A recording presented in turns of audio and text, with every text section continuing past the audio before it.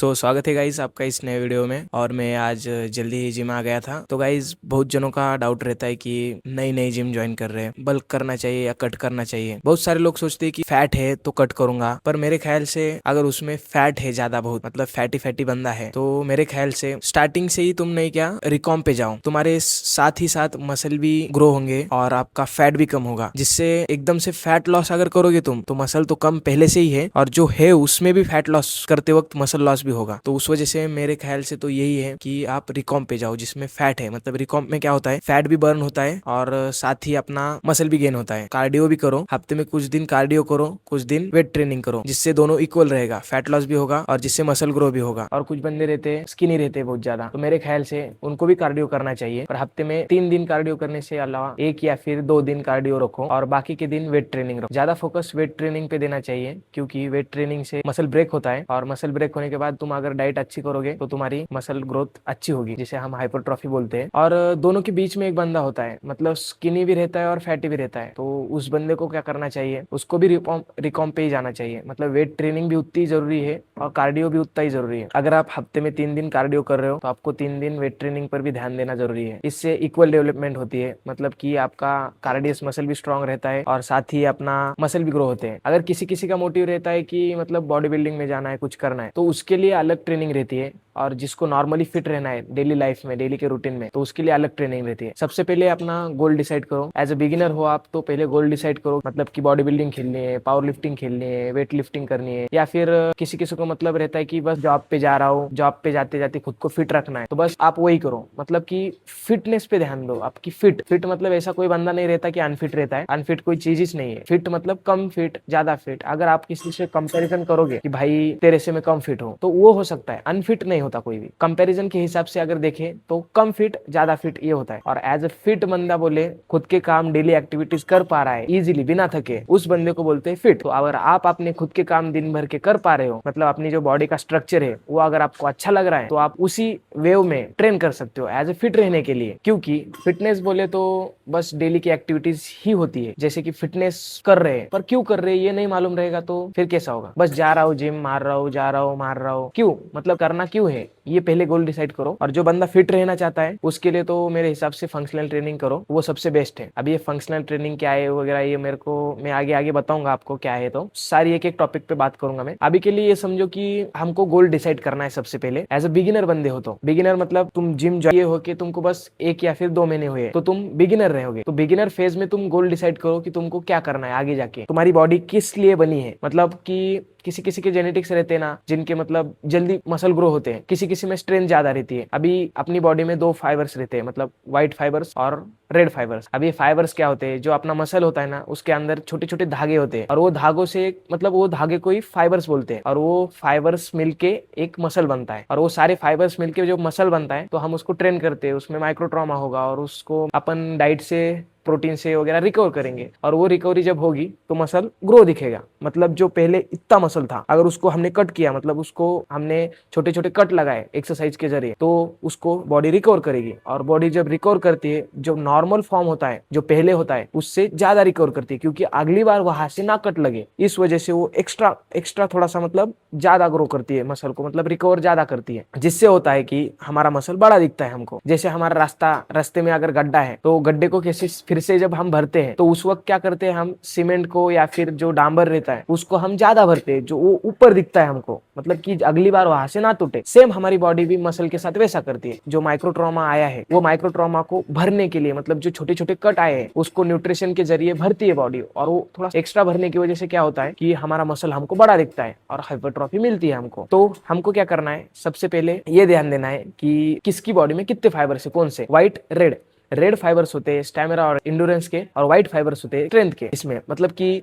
कुछ कुछ बंदे रहते हैं पावर लिफ्टर, उनमें व्हाइट फाइबर्स ज्यादा रहते हैं तो उनकी स्ट्रेंथ ज्यादा रहती है, और जिनके रेड फाइबर्स रहते हैं उनमें स्टैमिना ज्यादा रहता है, मतलब वो रनिंग कर सकते हैं, रेसिंग कर सकते हैं। अभी जिसको मैराथन दौड़ना है तो जो बल्की बल्की बंदा है, जिसके मसल बड़े हैं, जिसके व्हाइट फाइबर्स है, वो मैराथन नहीं जीत सकता, क्योंकि उसके व्हाइट फाइबर्स है, और व्हाइट फाइबर्स यानी स्ट्रेंथ। इसलिए हमको पहले अपनी बॉडी को समझना पड़ता है। अगर आपने खुद को बॉडी को समझा तो आप अपना गोल डिसाइड कर सकते हो। अगर आपने खुद की बॉडी को समझा तो अपन अपनी बॉडी के हिसाब से अपना गोल डिसाइड कर सकते हैं, और अपना गोल उसी हिसाब से रहेगा। फिर आप अपने जेनेटिक्स को दोष नहीं दे सकते उसमें, क्योंकि किसी किसी बंदे को रहता है पावर लिफ्टिंग करना और उसके मसल बड़े हो रहे हैं, फिर वो बॉडी बिल्डिंग की साइड जाता है। तो आपको वो प्लस पॉइंट ढूंढना है अपनी, मतलब मेरा ये कहना है कि अपनी जो जेनेटिक्स है उसका प्लस पॉइंट पकड़ो, वीक पॉइंट को मत पकड़ो। किसी किसी में क्या होता है कि फैट ज्यादा बढ़ रहा है, मसल कम बढ़ रहे हैं, तो तुम प्लस पॉइंट देखो ना, अपनी बॉडी का प्लस पॉइंट देखो। जेनेटिकली अपने बॉडी में कोई ना कोई प्लस पॉइंट रहता है। ऐसा नहीं रहता कि सामने वाला बंदा है उसमें जो है वो मेरे में भी हो, क्योंकि तुम अगर उसके जैसा बनना चाहोगे तो नहीं बन पाओगे। अगर तुम खुद की बॉडी को समझ के अपनी खुद की बॉडी के हिसाब से अगर रिएक्ट करोगे बॉडी के ऊपर, तो तुम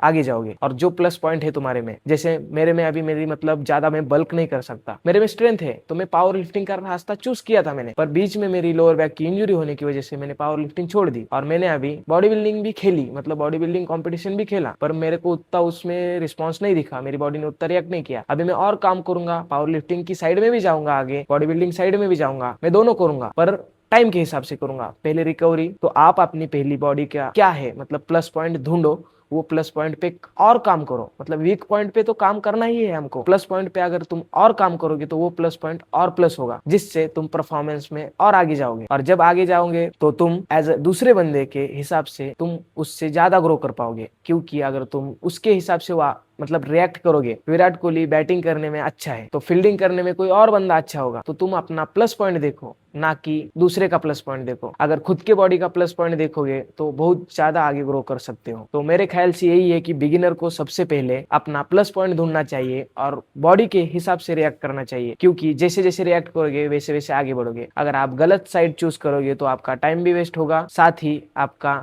पैसा भी वेस्ट होगा। इसीलिए मेरा कहना यही है कि स्टार्टिंग में आप अपनी बॉडी के समझो, मतलब पहले अपने बॉडी को समझो, स्टार्टिंग के फेज में अपनी बॉडी को समझो, जिससे तुमको आगे जाने का गोल पता चल जाएगा और अपने गोल के हिसाब से काम करो। जो भी मेरा बिगिनर भाई देख रहा है मेरे को, वो पहले अपने गोल को डिसाइड करो। अगर गोल को डिसाइड करने में डाउट आ रहा है या फिर कुछ भी है, मेरे को पहले कमेंट करो, मैं अगली वीडियो में उसको डाउट क्लियर करूंगा कि अपने गोल को कैसे डिसाइड करना है। अभी मेरा नेक्स्ट सेकेंड क्लास कैंसिल हो गया है, तो मैं अभी ट्रेनिंग कर रहा हूँ। ट्रेनिंग में ले रहा हूँ मैं चेस्ट। सबसे पहले चेस्ट को एक्टिव करने के लिए मैं ले रहा हूँ पेग डेक फ्लाई। स्टार्टिंग में हमें इतना वेट लेना है कि जिससे तुम मसल को एक्टिव करो। अभी बेंच को कैसे सेट करना है देखो, बेंच को मैंने पूरा नीचे कर दिया है। इसको अपने शोल्डर के जस्ट सीधा रखना है, मतलब थोड़ा पीछे रख सकते हो शोल्डर के, पर जस्ट सामने रखा, ज्यादा स्ट्रेच नहीं होता हमारा। और सीट को नीचे करके अगर हम थोड़ा ऊपर होंगे ऐसे हवा में, तो एक काइनेटिक चेन मिलता है हमको, मतलब बॉडी पूरी एक्टिव रह सकती है हमारी।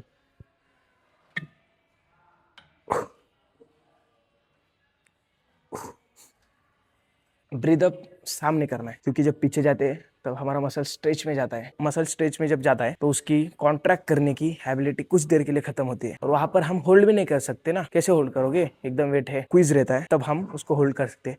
इसलिए ब्रीद अप हमको सामने करना है, मतलब वल्सलवा जो है हमारा, सामने श्वास भरना है, सामने छोड़ना है। और एक्सरसाइज की स्टार्टिंग में इंक्लाइन डंबल प्रेस से करता हूँ। स्टार्टिंग में ऐसा वेट ले रहा हूँ जिससे वार्म अप हो जाए, मतलब मसल को एक्टिव कर सकूं।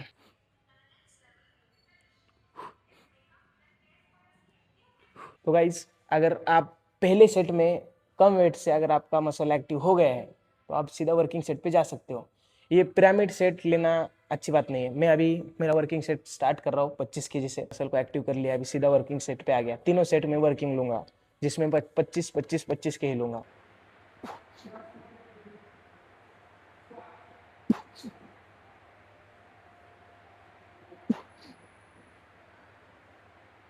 तो गाइस सेकंड ले रहा हूँ फ्लैट बेंच प्रेस। तो गाइस हम इसमें नहीं क्या सीधा डायरेक्ट वर्किंग सेट स्टार्ट कर सकते हैं, क्योंकि हमने वहीं से सीधा इधर आए वो एक्सरसाइज करके।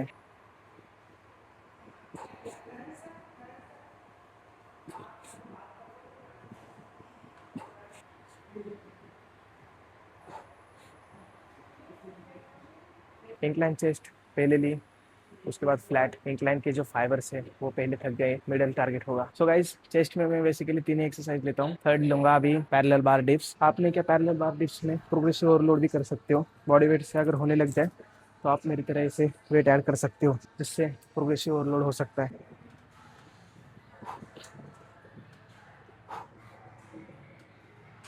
बिगिनर फेस आगे आगे इंटरमीडिएट या फिर एडवांस लेवल पर हो और आपको बस हाइपरट्रॉफी चाहिए, तो मेरे ख्याल से ये 3 एक्सरसाइज बेस्ट है। अगर आपको लग रहा है कि ग्रोथ नहीं हो रही या फिर कुछ कम हो रहा है, तो आप उसी एक्सरसाइज में एक सेट बढ़ा सकते हो। मतलब वर्किंग सेट 3 लेने की जगह 4 ले सकते हो, या फिर 5 भी ले सकते हो, आपके हिसाब पर है। जो आपका मसल वीक है, जैसे अपर चेस्ट मेरी वीक है, तो उसमें मैं कभी कभी 4 सेट ले लेता हूँ। तो आप भी ऐसा कर सकते हो, मतलब जहाँ पर आपको लग रहा है कि मसल्स थोड़ा वीक है, मतलब फाइबर पे ब्रेक नहीं हुए, तो वहाँ पर आप 4 या फिर 5 एक्सरसाइज ले सकते हो, एक सेट ऐड कर सकते हो, एक अलग से वेरिएशन लेने की जरूरत नहीं है। So guys, exercise done. अभी स्ट्रेच कर लेते हैं। स्ट्रेच करना बहुत जरूरी है क्योंकि मोबिलिटी अपनी इम्प्रूव होती है। बेसिकली चेस्ट के लिए हम यही स्ट्रेच करते हैं, जैसे कि ये हो गया एक, मतलब एक स्ट्रेच में हम 15 सेकेंड होल्ड करते हैं और हमको 3 बार एक मसल को स्ट्रेच करना है, जिससे मसल्स का ब्लड फ्लो बढ़ जाता है, रिकवरी में भी मदद करता है और मोबिलिटी तो बढ़ती है, वो अलग बात है। सभी ने क्या, मैं घर के लिए रेडी हो गया था जाने के लिए, और अभी बाहर बारिश चालू हो गई है। मालूम नहीं चंद्रपुर में क्या चालू है, कभी बारिश चलती है तो कभी कुछ चलता है। सो गाइज, बाहर बारिश चालू थी, तब तक सोचा पोजिंग कर लूं, देखते हैं चेस्ट का पंप वगैरह। ऑल डन गाइज, मैं पोज करता हूँ एक दो।